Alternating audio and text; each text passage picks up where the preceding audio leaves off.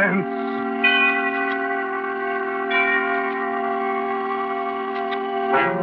Tonight, bring you Mr. Lee Bowman as star of I Won't Take a Minute, a suspense play produced, edited, and directed by William Spear. Suspense, radio's outstanding theater of thrills, is presented for your enjoyment. Bring you Mr. Lee Bowman in a remarkable tale of Suspense. She was very good to look at, which is why I waited till I was 25 and met her. Here's how she went. First, a lot of gold all beaten up into a froth and poured over her head and allowed to set there in crinkly little curls. Blue eyes and a mouth with real lines. And in addition, well, she had everything just about right. And believe me, I was going to throw away the sales slip and not return the merchandise once it got to my house. That's why I nearly went nuts every evening waiting for her to come out of the building where she worked. She was always the last one out, and this particular evening she was later than usual. It got dark.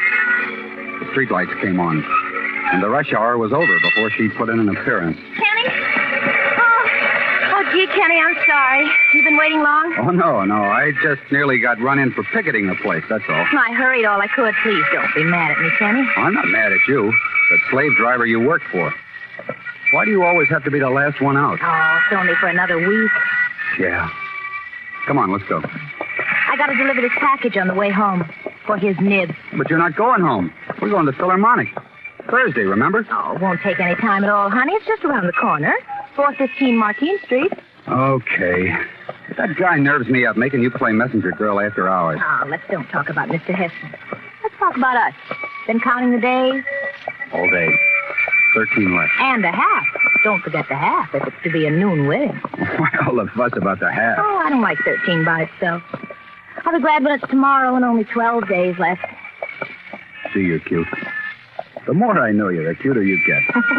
I bet you won't say that a year from now. You'll be calling me your old lady then. You'll always be Steffi to me. Just Steffi.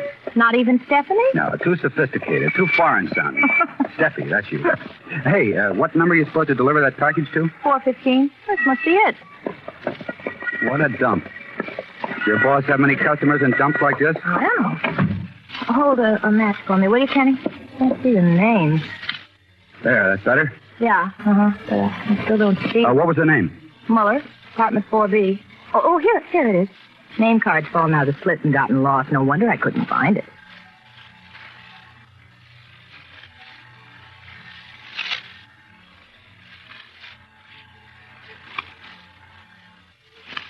Maybe they're not home. Oh, I'll ring it again. There it is. I don't like those automatic door latches. You never know who's up there. Oh, don't be silly. Wait here, honey. I won't take a minute.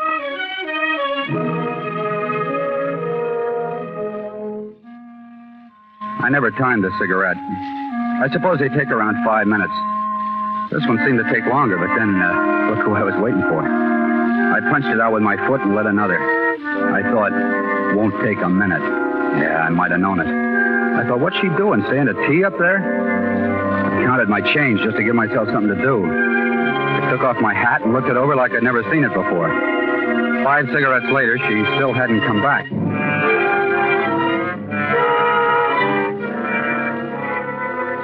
Things happened. Nothing much. Little things that were to last so long. A stout lady in a ratty-looking fur coat came in holding some candy in one hand and a little boy by the other. I want a Hershey bar. I want a Hershey bar. Oh, you shut up or I'll smack you good. I'll carve your head and put it in the garbage can. Now, Dwighty, I don't want to hear another word. If you don't hush up, I'll... After they'd gone, more waiting started in. I commenced tracing patterns with my feet. Circles, diagonals, Maltese crosses. Finally, I got fed up. I stepped over to the bell panel, picked out 4B, and nearly sent the button through to the other side of the wall. I could hear it ringing away off somewhere. Quiet house. Too quiet.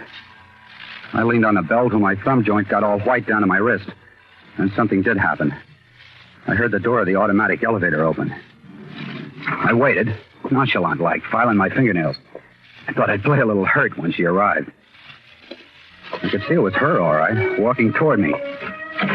She opened the door, and then walked past me like she never saw me before. I let her go on.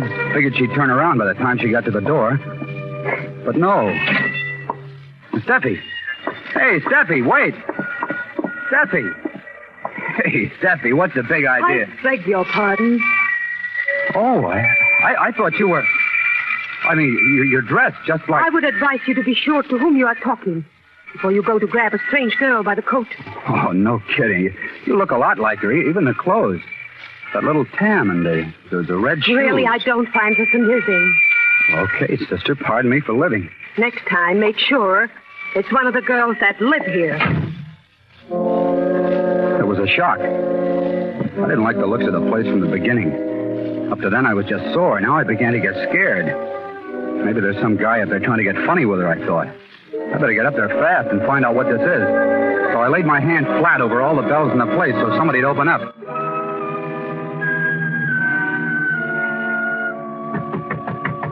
Open up in there. Open up or I'll bust the door down. Do you hear me? Steffi, are you in there, honey? Baby, why don't you say something? Yeah, what's this? Oh, that's what I want to know. Who are you? Building superintendent. Got a pass key to this flat? I have. What do you want in there? My girl. She took a package up. I've been waiting for her downstairs. I don't know how long. She never came down again. Now they won't answer the bell. No, wait a minute, young fella. She couldn't be in this flat. Oh, don't try to tell me. Don't you try to tell me. I say she couldn't be. Why? I'll show you why. Hey, Now, you see why? it's empty. Empty. Nobody lives here.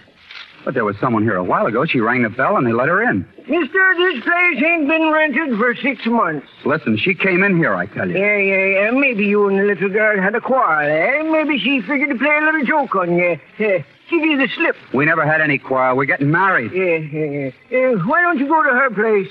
You'll probably find her there. Well, she didn't come out again, I tell you. I was there at the door the whole time. What about the back way? Is there a back way out? Not a back way. There's a delivery entrance, but that goes right past my quarters. Nobody went out that way. Muller. The name was Muller. Well, if he doesn't live in 4B, where does he live? Muller. Huh. We never had anyone with that name in the whole 12 years I've been working here.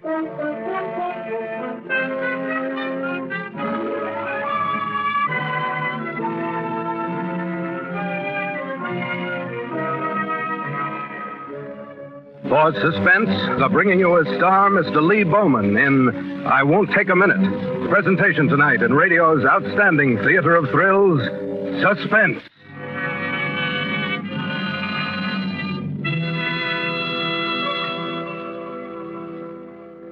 And now, bring back to our Hollywood soundstage, Lee Bowman as Kenny in Cornell Woolrich's story of a vanishing lady, I Won't Take a Minute. A play well calculated to keep you in suspense.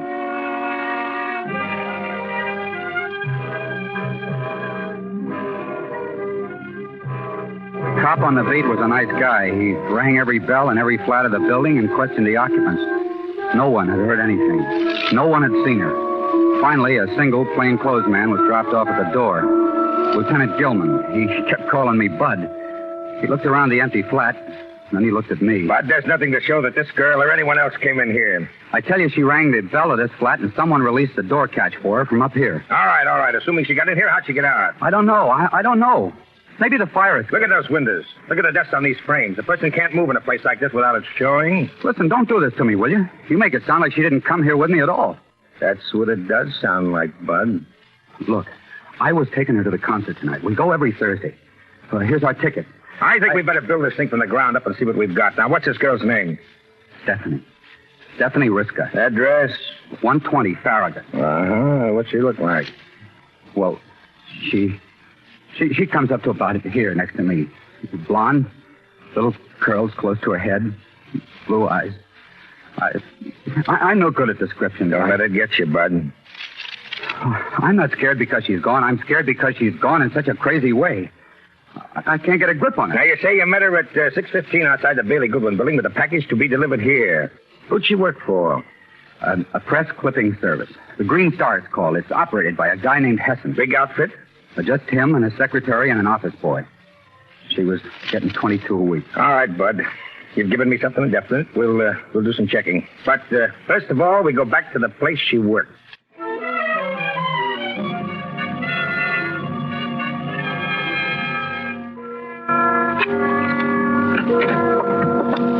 Oh, what a telephone booth. She told me the place was small, but I never figured on this. Not even a window. All right. Let's have a look. Desk. Filing cabinet. Yeah, clippings. Well, so far, your story checks. Except for one thing. What's that? There's no file for anyone named Muller. Oh. This must be her desk. Yeah. Shears, glue, clips. Not much of a personal touch here, not even a hair tip. Uh-oh. Find something? Nothing special. Oh, you found something there. I saw you drop it in an envelope and stick it in your pocket. Listen, Bud, who's running this investigation, you or me? Sorry. You, I guess. Okay, let's keep it that way.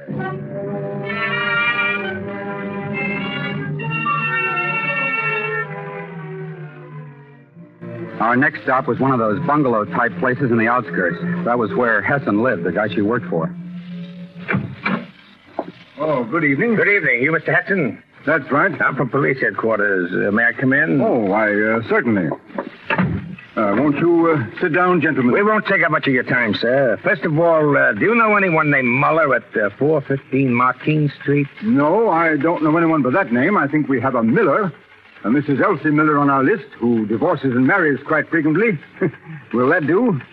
She owes us $29. You didn't send a package over to Muller, apartment 4B, 415 Martine Street at 6:15 this evening? No, I'm sure I didn't. But wait a minute. It's easy enough to confirm that. Oh, Stephanie. Steffi.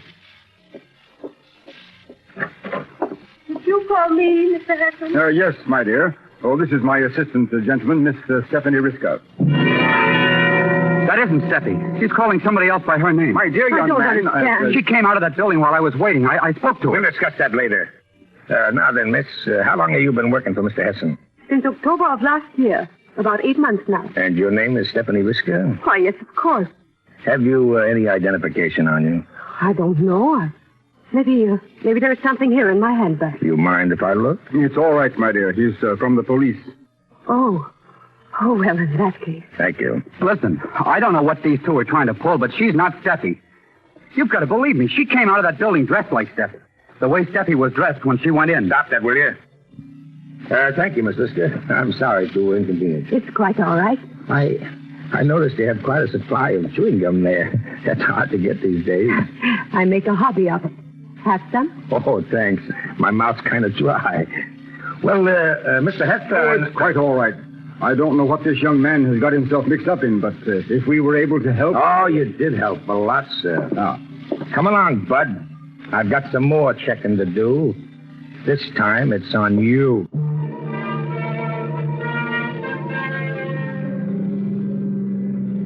Okay, Bud, now stop talking. Spill it. What's your pitch? I told you the truth. That girl wasn't Steffi. I never saw her before. Was the man Hessen? Oh, he looked just like him. This girl of yours, what kind of gum did she chew? She didn't chew gum. She hated it. You asked me what it was I picked up back there in the office. Well, here's what it was. A wad of gum stuck under the edge of the desk. That girl back there at Hessen's place belonged in an office, Bud. She had a letter addressed to herself in that handbag and her initials on the outside of it. It wasn't a new one and it wasn't fake. What's your racket, Bud? Are you a pushover for mental observation? Or did you do something to some little blonde, blue-eyed number, and are you trying to pass the buck before we even found out about it? I don't know. Maybe I am nuts. Things like this just don't happen. They can't. One minute she walks into a building... You haven't produced a single person all evening long that actually laid eyes on this girl of yours. Where's the folks? Where'd she come from? Wisconsin, I think. Her folks are all dead. I thought so. Well, I'll give you one more spin for your money, Bud. You stand or fall by the place you say she lived. Have you been there? Yes. Could you describe it? Okay. Sticking in the mirror of the dresser, she's got a litho of the Holy Mother. On the radiator, she's got a rag doll that I won for at Coney Island. On a little shelf against the wall, she's got a gas ring with a tube running up to the jet. From the light fixture to the jet, there's a string attached. And she'll have stockings hanging there to dry. Are you listening? Yeah, go on. Will you remember those things? Yeah, bud. We'll see.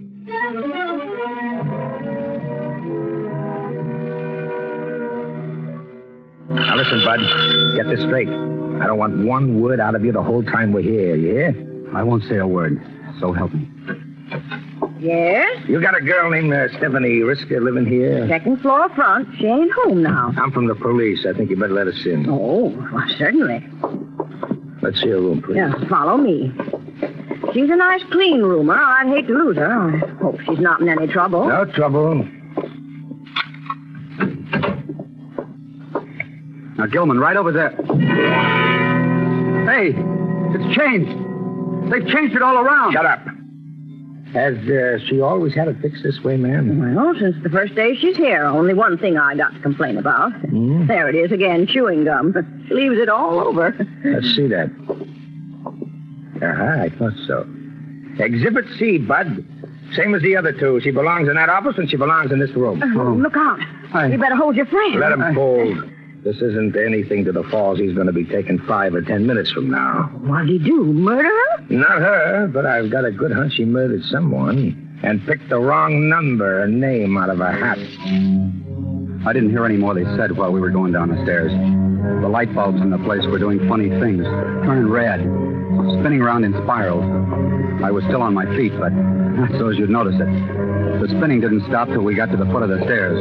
The thing that stopped it was an umbrella stand beside the front door. It had a knotty walking stick jutting up out of it.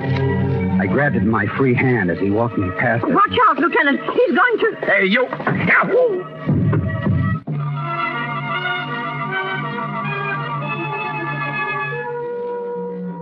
I didn't stop to investigate whether I'd killed him or only knocked him out. I was a block down the street before the landlady could open her mouth to scream. I made for the Martin Street flat. That was instinctive. The place I'd last seen her, calling me back. When I got there, I ganged up on the janitor's bell and waited 1,000 years. Oh, it's you again. What is it? Didn't you find her yet? What happened to that detective fella that was with you? He sent me back to take another look. You don't have to come up. Just give me the pass key. All right, son. Come on in.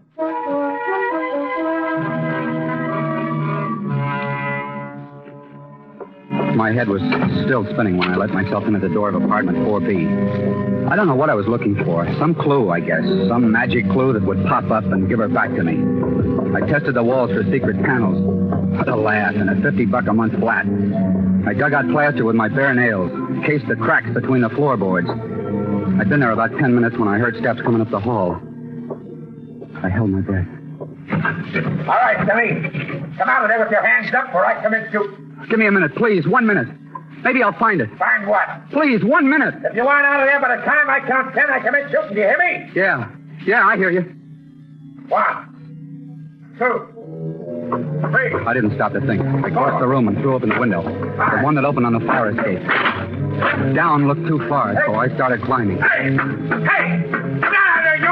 I'll break every bone in your body. You won't live to get into headquarters. I didn't yell back at him. I was saving my breath. Come on after him. Keep that light on him. On the roof, I took a quick look both directions. There was about a yard-high partition wall dividing it from the next roof over. But before I could get it... Hold it, pal. Hold it, pal. He won't make it. Keep that light focused on his eyes. He may be fainting. I think I busted my leg. Yeah? Well, let's see. Now, just bark your shin a little. Oh, wait till I finish with you, wise guy. Oh, what are you waiting for? Go ahead. You promised me a beating. Go ahead. Don't you worry. Hey, where'd that come from? What? That package there beside you. Package? Package. That's it. The package she took inside with her. Hold that light steady. What's in it? What is it? Newspapers. Newspapers. It's a dummy. Look, those papers. They've had stuff clipped out of them. That proves they came from Hessen's clipping agency. Well, doesn't it? Someone did bring a package here tonight. Oh, what a sap I've been. I kept thinking about that room. She was never in that room. I was right about that. They must have grabbed her in the hall and taken her straight up here to the roof through the skylight. But why? I don't know. Maybe that steel-plated landlady knows, and if she does, she's going to talk and talk fast.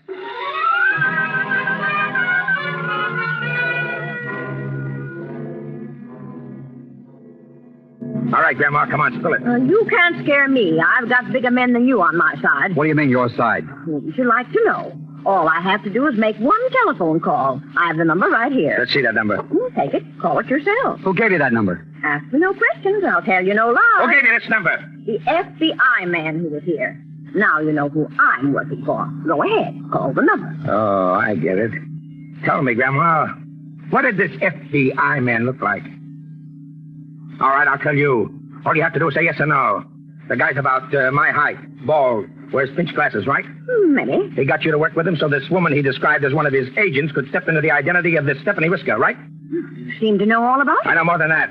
He wasn't an FBI man, and the girl who took Stephanie Whisker's place was not a federal agent. Well, then who was he? I'm not sure, Grandma, but I've got a hunch. Calhoun! Yo! Calhoun, get out to Heston's place, Myrtle Avenue, fast, and keep it spotted until we get there. Gilman. Do you think she's already... I don't know. Keep your fingers crossed, Bud, and pray.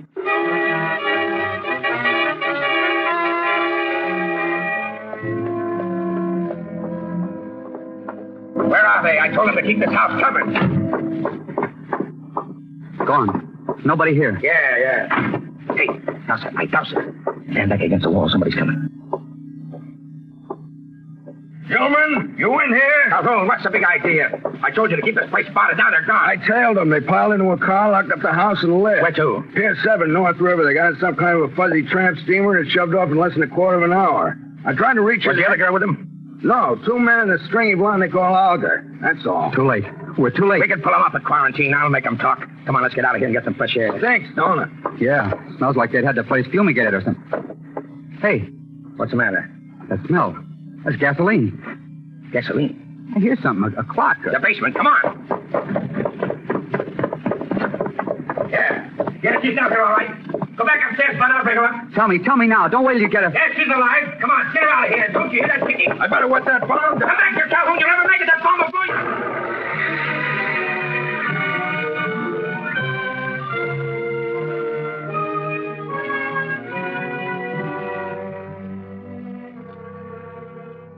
Yeah, she'll be around a second or two. How's Calhoun? Burned pretty bad. It was an incendiary. Kenny. Oh, baby, it's okay. Sure. Everything's okay now, Steffi. Who are you? This is Lieutenant Gilman. We owe a lot to him, Steffi. Thanks, Lieutenant Gilman. I'm just a dumb flatfoot, Steffi. And I had to be conked over the head before I got wise to what was going on. Even then, I didn't figure it right. I figured Heston and his pals were a bunch of spies or something. Well, weren't they? Well, Heston became an American citizen in 1929. Up to now, his record's absolutely clean. Oh, I'm glad of that. I'd hate to be working for a spy. But I don't get it. Why did they want Steffi out of the way? That was Olga's doing, the girl who was impersonating you, Steffi. You see, she's Heston's sister. She's a fugitive from a couple of war crimes and figured the least her brother could do for her was to furnish her with a nice, clean nationality. Their original plan was to bump Steffi off in that empty flat and leave her there without anything to identify her. Only they figured on her coming there alone. There was no time to work out a plan on the spot, so they scrammed over the roof, taking Steffi with them. Hey, Gilman, we're due at headquarters. You coming? Yeah, right away. Well, I gotta go, kid. Thanks, Gilman. Thanks for everything. I'm glad to help you out. Hey, another thing, Bud, you weren't lying about. She is pretty. No hard feelings? I mean, about me hitting you over the head? Oh, say, I almost forgot. Something I meant to give you before we say goodnight. Oh, you've done enough. Oh, that's what you think. Oh.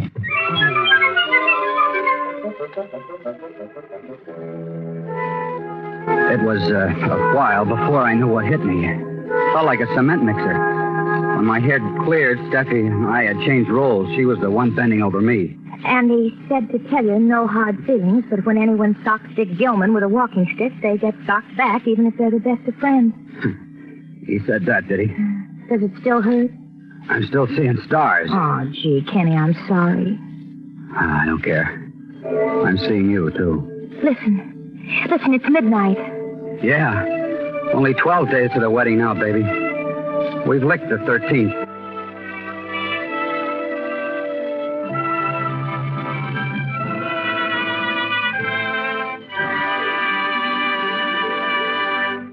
Have brought you Lee Bowman as star of I Won't Take a Minute.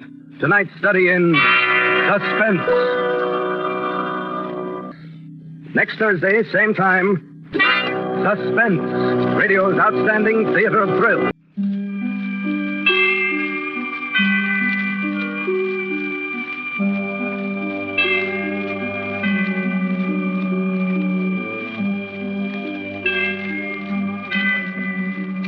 This is CBS, the Columbia Broadcasting System.